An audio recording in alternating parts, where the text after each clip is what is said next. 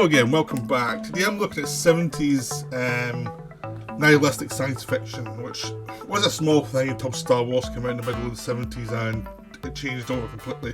So I'm looking at three examples of this, which are Soylent Green, The Omega Man, and Rollerball.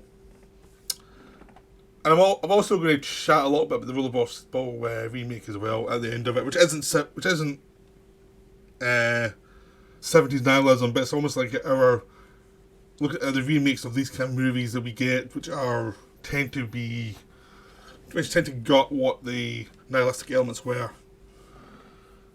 Now, I should say straight away that I don't think any of these films are particularly good. They're well thought of nostalgically, but they're not actually good. They're not really good films. They're not on par with Tarkovsky films of the period. They're not on par with what Kubrick was doing with 2001 A Clockwork Orange. I mean, Clockwork Orange, even though it's not my favourite Kubrick film, is so much better than any of these films. By a mile.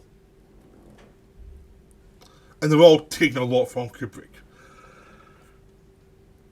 And they are cheesy, but I would say that because two of them have Charlton Heston lead, and he seemed to specialise in doing science fiction that was a bit darker, with like Planet of the Apes movies and things, which are also cheesy.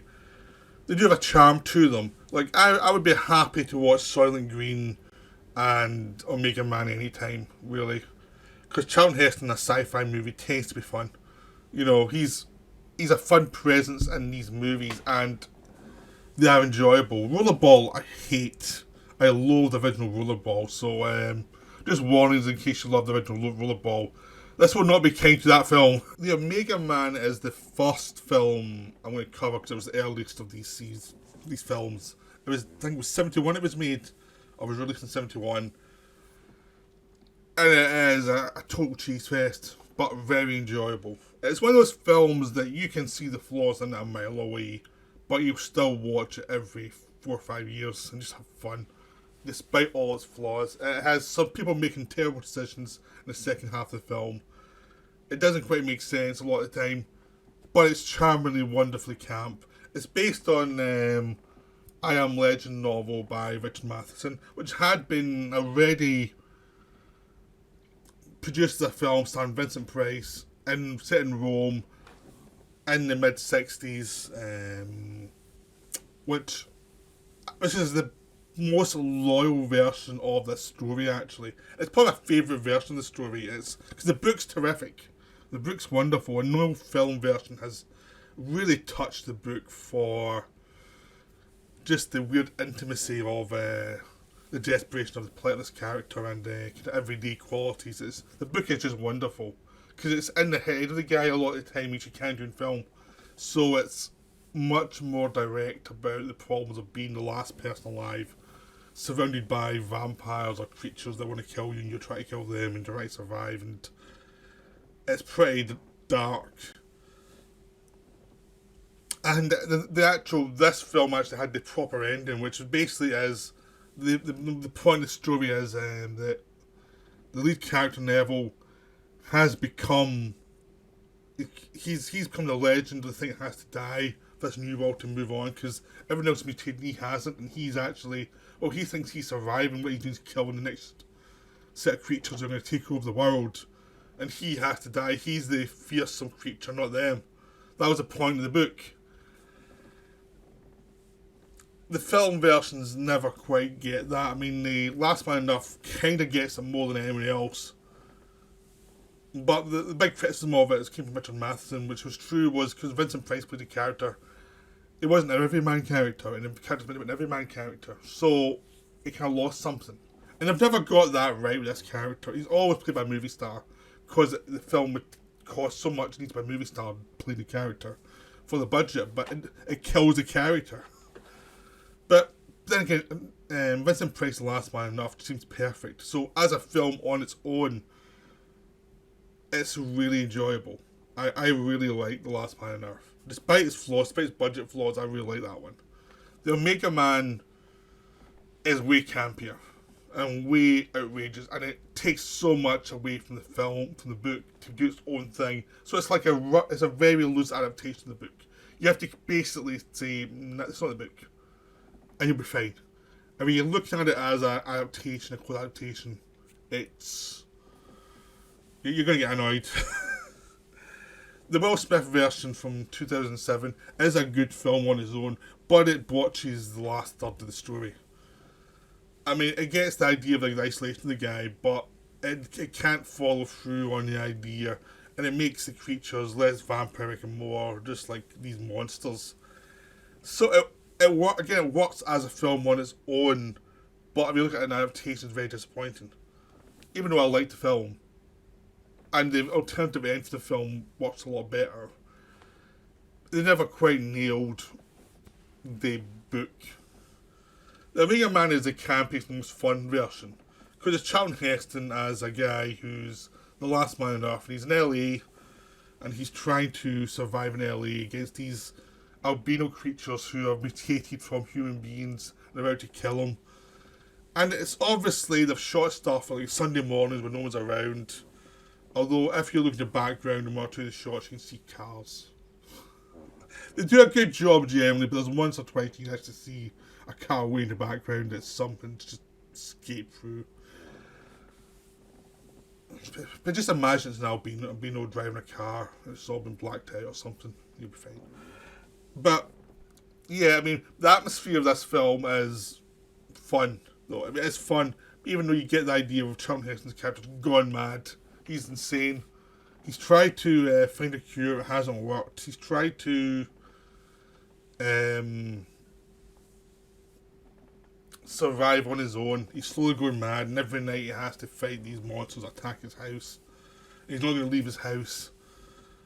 So by day he travels around trying to hunt them down. By night they try to kill him. That's the idea. But mainly he's hanging around watching Woodstock and doing 70s stuff. It's very much a very casual apocalypse, which is kind of the charm of the movie. This is a film where not much happens, and it's quite happy to hang out with Charlton Heston as he does his stuff. And you do not get the charge of this as a desperate man on his last wits. You do not get that at all. It's just like, yeah, he's got a pretty cool life, which is not what you're meant to have for this story. He's around the shops and getting the food from the freezers and stuff, and he's still eating, and he's doing all these things, and it's like, it's a lot of fun. It's really enjoyable, and there is a kind of nihilistic thing to as the film goes on. As a 70s nihilistic movie where obviously Charlton Heston's going to die at the end. He finds these other people who are not infected, and a lot of them are kids, and it seems that people are getting infected as they get older. So Charlton Heston has found out his blood may actually be the thing that will save him, because he had an antidote which he put in himself, and it seems to work for him. So they get blood, and they find out they try with a kid who's changing, and he changes back. The other people do not want to change back. The people who have changed want to stay because they've got a religious cult going, which is cheesy as hell. But very enjoyable, because Anthony Zerbe's a leader, and he's just hamming it up. He's having a grand time. He's having more fun than anyone else in this film by a mile. And there's some attack sequences on his house, on Heston's house throughout it, and they were a lot of fun. It's just, I mean, it's the most enjoyable apocalypse movie ever. It's just so much fun, and you're not really meant to be having fun, which is kind of the problem with the film. Because it does have this nihilistic streak, but it's also ignoring the reality of the situation quite a bit, but just by its tone. So people start to change into the creatures as time goes on. People make bad decisions, and Charlton Heston sacrifices himself at the end because he figures out that if he actually uses blood to change someone back, their blood becomes a cure as well. So he saves himself to protect this black woman who he was in love with and who helped him out. and they were the romantic leads of the thing. So it's an interracial romance, but I love this, which is quite a nice touch, even though she's much younger than Heston.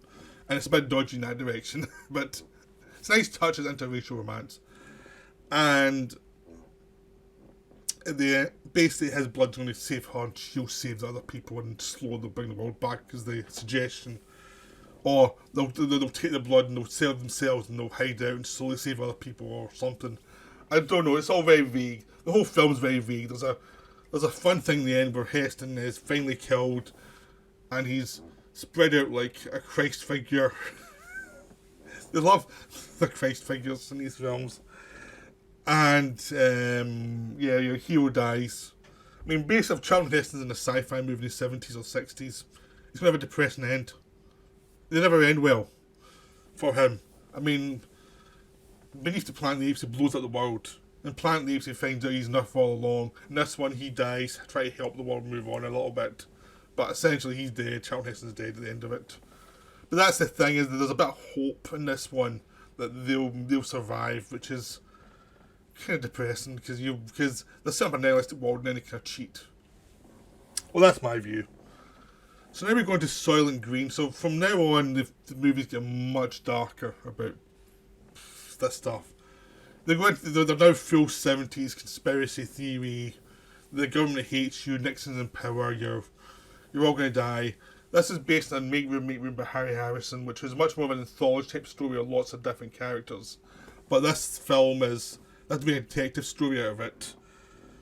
And so it's a bit overpopulation, and it's New York, and there's very little food that's not manufactured, they're just like these like little blocks of different colours that will give you what you need to survive. But people are running out of food all over the place, and it's like 2022, which when I'm making this video, the world didn't really come that way, but it's still a nightmare future of some way we could go if we don't actually get control of population and have way too many people.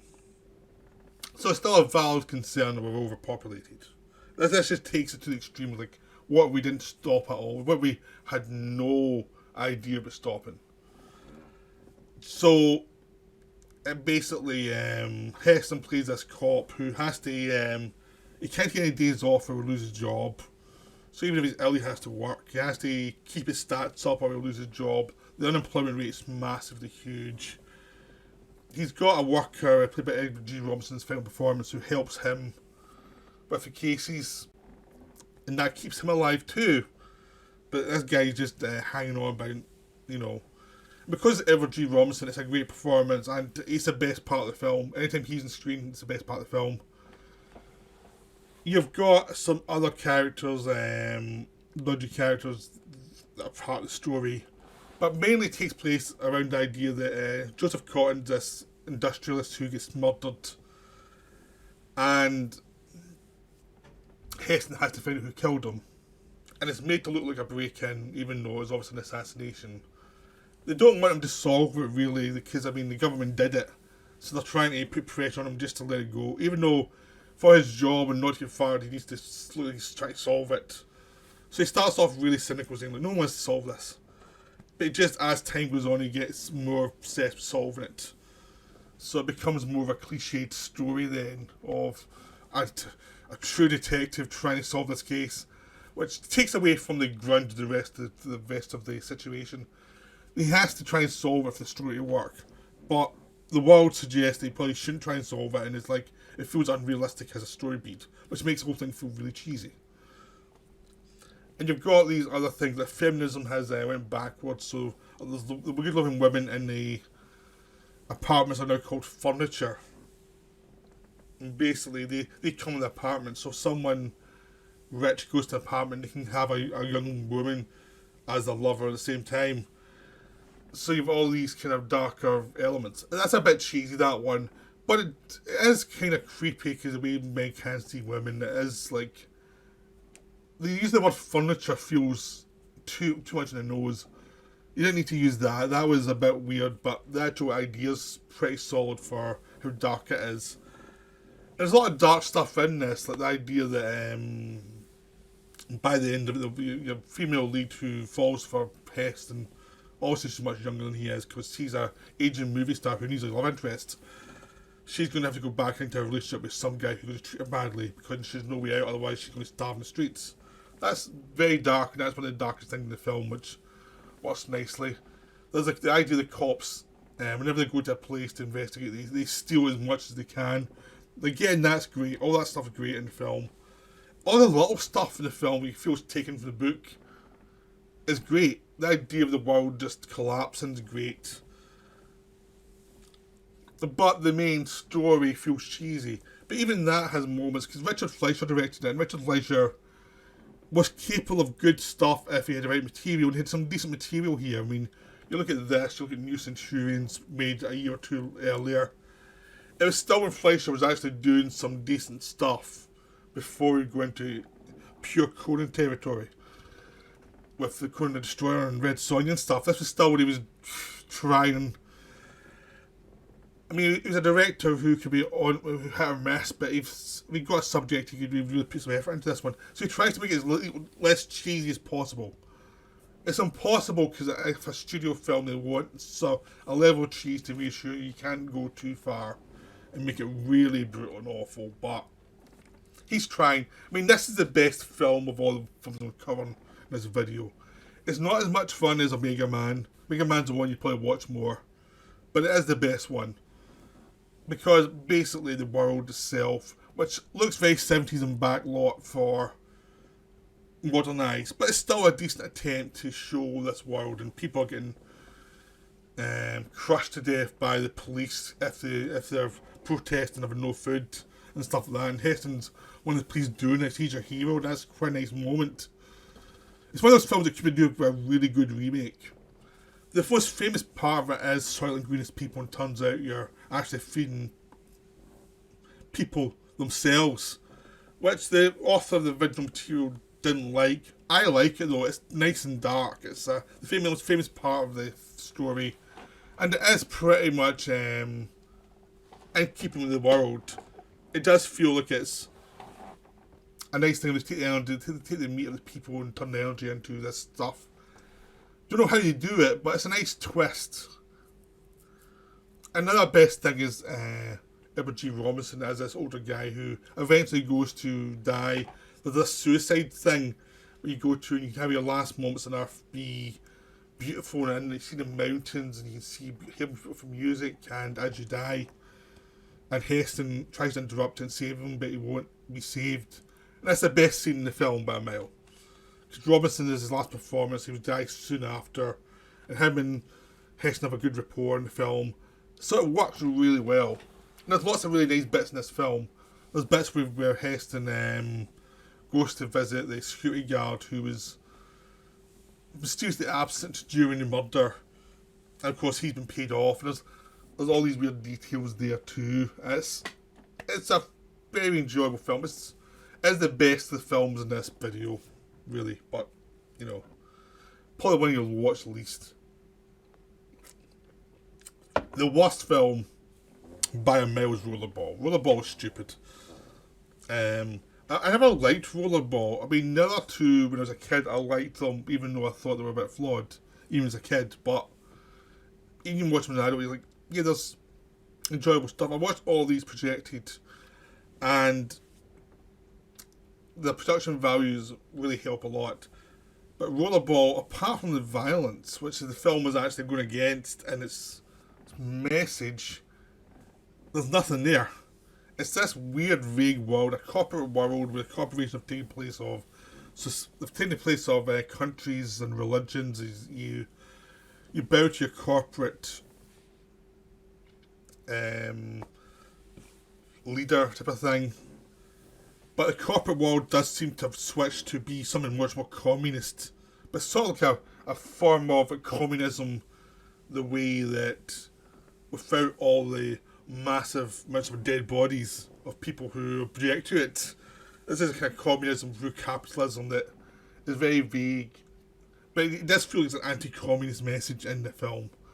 I mean, the villains in all these films tend to come across as vaguely capitalist in the foreground but communist in the background type of thing, where their actual ideology feels very communist, and Soylent Green as well. It's like, do not mess with us. We're in charge. We're doing what was best for you. You know. So I mean, Charlton Heston dies in Soylent Green, and Soylent Green is people, but it's almost like corporate saying, "Don't worry about him. He's nothing." In this one, it's about this sports star Jonathan E, played by James Caan, and the only good thing in the film is James Caan. He's given it his all, but he's working a really stupid script. And he's trying to not retire from this really violent game that you're thinking, why are you not retiring? Like the villains in this film are trying to just make him retire from this violent game.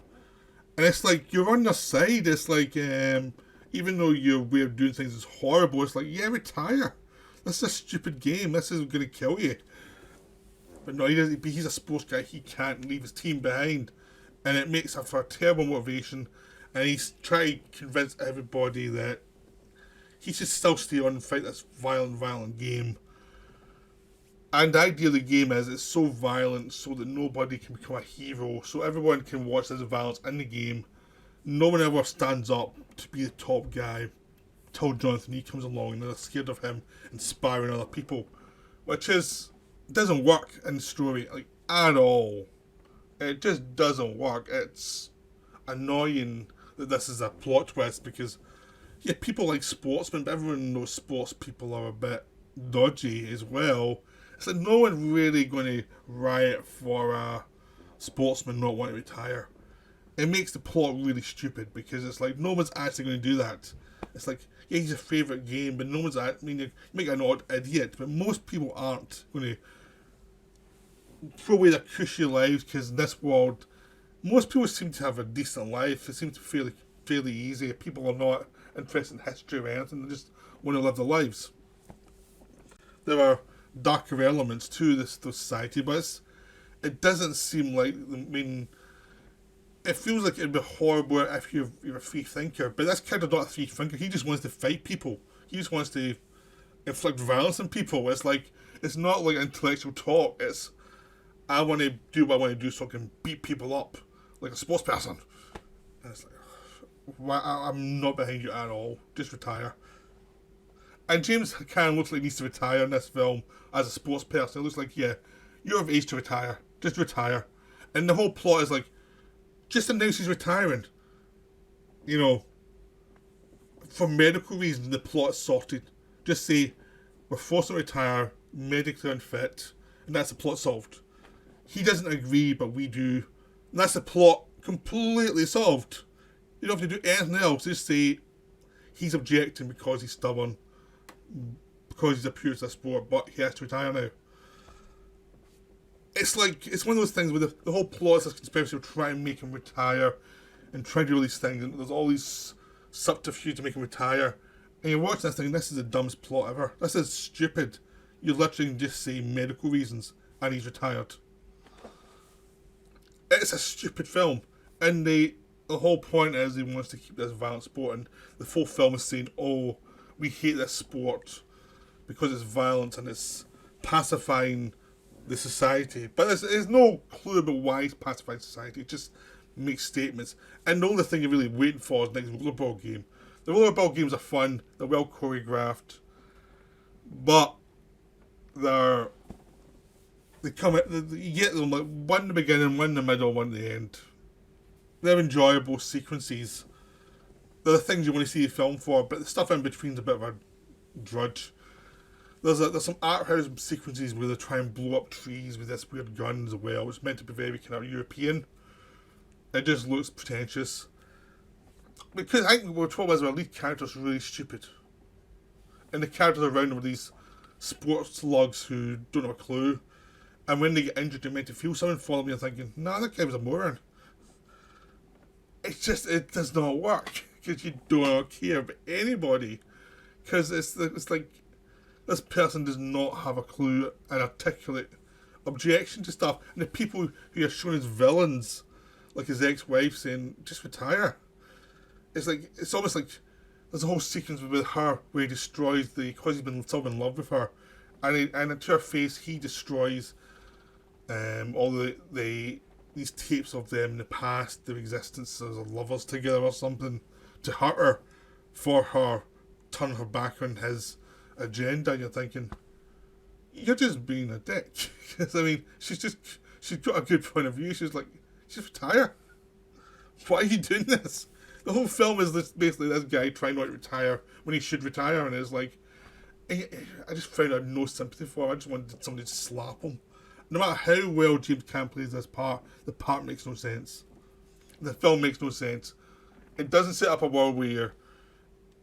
It's just a world where, yeah, you should be uneasy because society's going in a bad path. But it cannot articulate why it's going in a bad path. It just articulates, I want to beat up people. It doesn't articulate why this is a bad path, why all these things are bad. Because they are bad. They are horrible. It's like, yeah, you've got your society that's been sorted, but no one has any real say in it anymore. It's just the people in charge. That's not a good idea. It will get corrupted. But it doesn't know how to articulate that. There's a whole section in Switzerland with some of their histories have been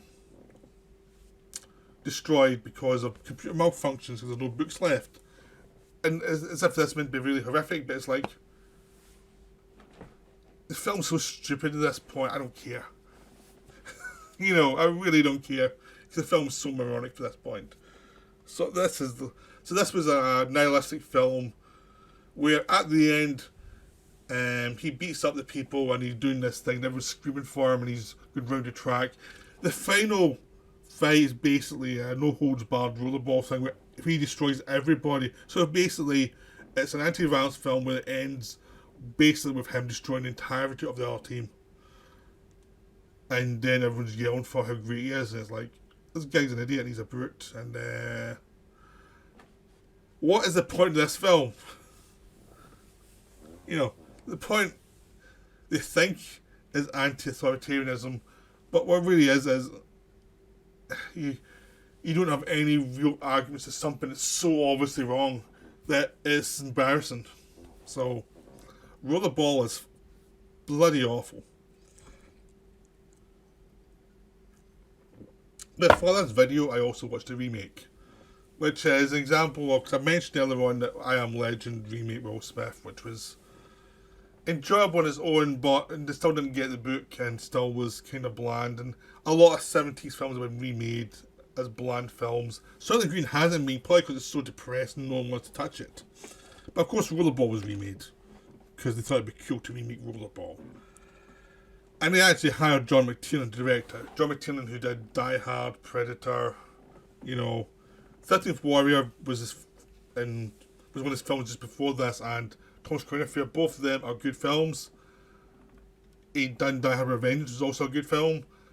He's a hit and miss director, but when he's on his ball, he's really good. But this was not him on the ball. He was he had some good ideas, but it was never worked out. The problem in this film is it's been cut to hell. You can tell it's been cut to hell. The middle section feels like half the film's been cut out. You could go from one mindset to the other within like 2 minutes, and it's weird. Also, the end's always been reshot, so it doesn't make a sense either. So the film starts off very flawed and becomes more and more flawed as the film goes on. And it also has the worst lead actor imaginable, and basically the two main leads are terrible. That's a big thing in this film. I think the thing that kills this film most of all is you hate the lead characters. I mean, Chris Klein plays Jonathan, who's they're trying to do a Keanu Reeves thing with him. It's just like they probably couldn't get Keanu, so they got him instead, and they're trying to do this young guy who's just starting out in Rollerball. And Rollerball, this thing takes place in the states around Russia, the former Russian states, and it's illegal gambling. It's full-scale corruption. It's taking what was there, and these people are working the mines, and using this as a violent sport to get as much money from them as possible and build their stadiums and expand this violent sport to become something greater in the whole world, really. But the sport only really works if there's violence. It doesn't really work when there's no violence. So you're really getting people to get addicted to violence. So it means if you're a player, you've got problems. That's a good idea for a film. And you get a sense of there was a good idea at the centre of this film for a remake. Because it couldn't do the thing any worse than the original, because the original was bloody awful. I know some people love it, but no. But this film's a mess. Because that Chris Klein, the lead, just doesn't work. You do not care about him at all throughout the film. You're meant to follow him through the film, and you don't care. You don't care. He's barely a person in this film. He's just this guy with this weird makeup on his face, and he just looks faking the whole time. And LL Cool J is his best pal, who is also is bloody awful and isn't doing anything good for the film. The only person who works at all is Rebecca Romaine, who's the love interest. She's a Russian who has who's his family in the area, and she's part of the many Russian people who actually have to are forced into sport and are getting paid terribly. The Americans come in, get the advertising, they get paid really well. The Russians don't. They get paid terribly, and they're the ones who are getting brutalised all the way. So there's lots of ideas. The idea of taking this deprived state, starting this really violent game, obviously run by the mafia and former spies. Jean Reno is the main villain, and he's got a Middle Eastern sidekick, played by Naveem Andrews, who is the most fun villain of the two because he's been sneaky behind the scenes. And apparently at the end of the original, he was meant to get away with it and actually take over Rollerball, which what they seem to be building toward, and they just kill him off at the end for some reason. But the end just feels like it's been a mess. So there's lots of ideas there that can actually make a good film, but the problem is the character's terrible. I mean, you really miss James Caan. Also, in the Rollerball, it used to be this big one roller thing, and you could see the tactics of people getting out of it and things. Now it's like it's a figure of eight, so it makes it a tighter moves, but also means tactically it's harder to find out what's going on, which is a major mistake. I think some of it might have to do with the fact that maybe they couldn't afford to hire out a place that was big as original Rollerball, but it means you've got a good action director, John McTiernan, who cannot at this point shoot tactical moves on a arena because it's so small that no matter what he does, you just have to do very quick cuts. So taking away the one thing you've got as a selling point of the film is McTiernan's great action, and you lose it because he's actually having to do these rollerball things that are very tight, and so the rollerball scenes aren't that great. And you face with an action director who's the one thing he should have improved on this film was the action scenes, and the originals get better action scenes. So that's a big problem. And also the problem is, obviously it tested badly, and they cut the middle out of it.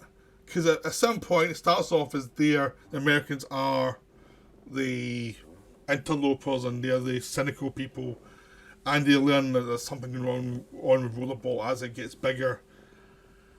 But it goes from them saying, look, we're just here for the money, to suddenly try to get the hell out of there as soon as possible. And it's like, you can tell there's like 20, 30 minutes in the middle there that should be there that's not there.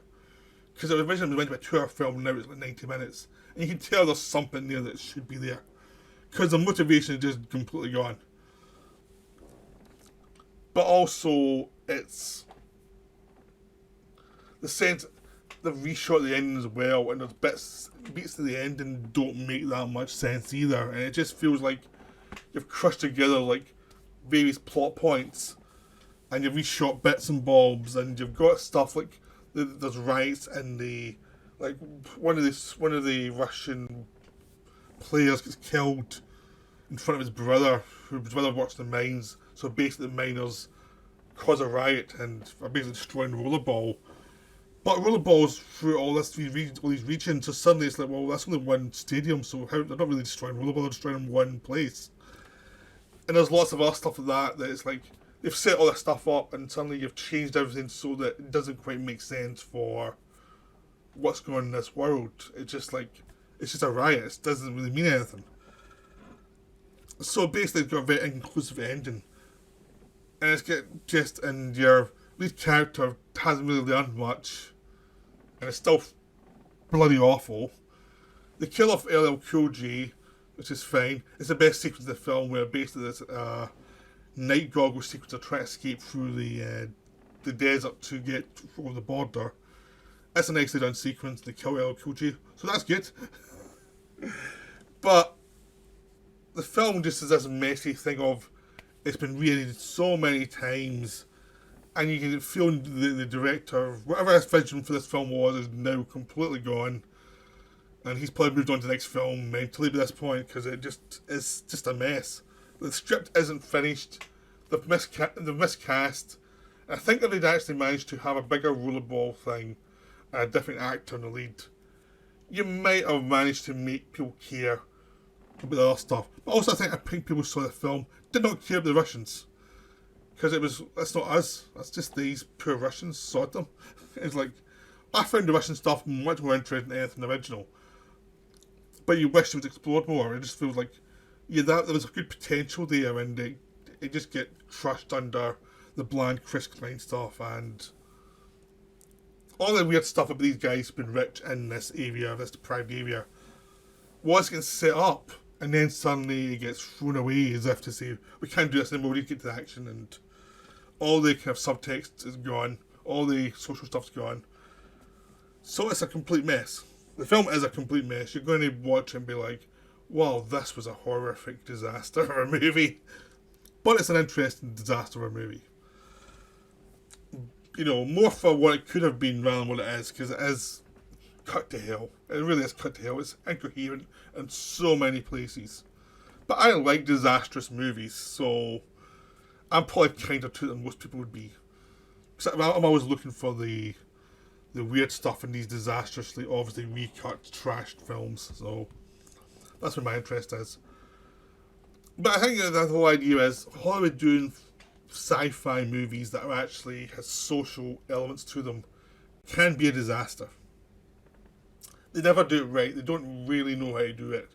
Every so often you get a director like Cuarón, who did Children of Men, who managed to stick to their guns and get it done because they lower the budget and keep it manageable. I think you cannot have doing it's a big action movie never works, because you have to take away all the good stuff for the action, all the suspense, and you end up losing a lot of the nuances. So I think you always have to have a lead man who's essentially cheesy a lot of the time for these movies to get finance that takes away from the nuance of what you need for the film. So it's never a really good. It's always a case of, it's probably better to read the book than watch the film. But so many people don't read books anymore. So I hope you enjoyed this rambling video. I hope I'm inspired to watch a lot of nihilistic 70s films. And I'll see you later. Right, bye for now.